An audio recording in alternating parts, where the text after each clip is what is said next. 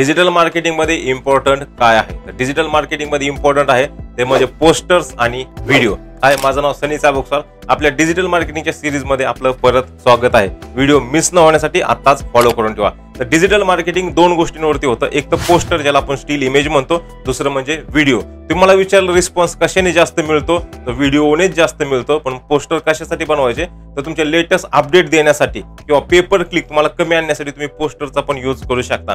हे पोस्टर बनवायचे कशातून? सगळ्यात पहिला आणि सगळ्यात सोपं ऍप्लिकेशन आहे ते म्हणजे कॅनवा. हे मोबाईलवरती पण चालतं आणि लॅपटॉपवरती पण चालतं आणि आता सध्या इन्फ्लुएन्सरचे फेवरेट बनत चाललेले. आणि सेकंड वन ते म्हणजे फोटोशॉप.